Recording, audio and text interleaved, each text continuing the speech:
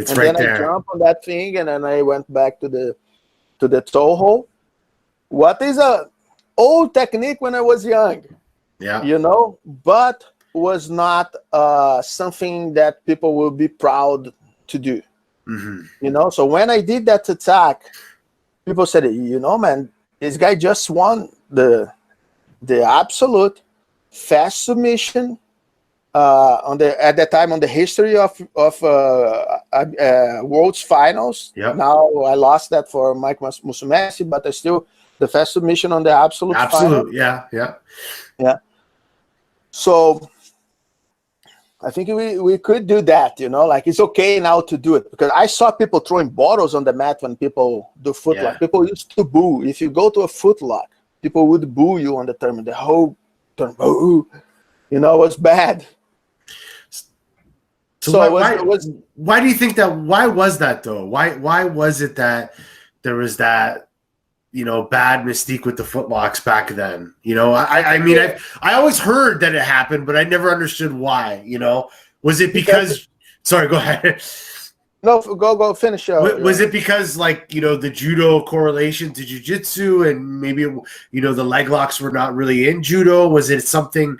I just can't understand why was it? Because if you look like some old videos of like even Helio Gracie, he's showing ankle locks, he's showing heel hooks with the gi. Right. You know what I mean? So I'm always trying to figure out where the sport, you know, where in the pivotal point of the sport progression did it become taboo, and how some of these changes were made. Well, what's your opinion on that?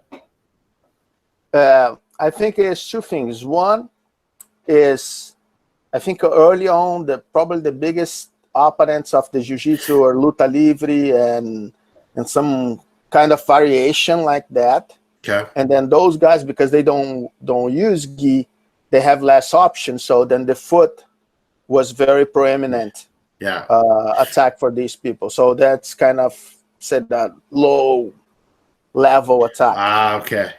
And then the people who used to do this, or that we say, or we felt that used to do this more, were the people from the suburbs. What is bad in Brazil? Like, you don't consider the suburbs a good place, you know, like these guys with less technique attacking the foot, you know, is a low level technique, you know. You do that instead to pass the guard, you attack the foot, or, you know, something like that. That was the view, you know, like this. Okay.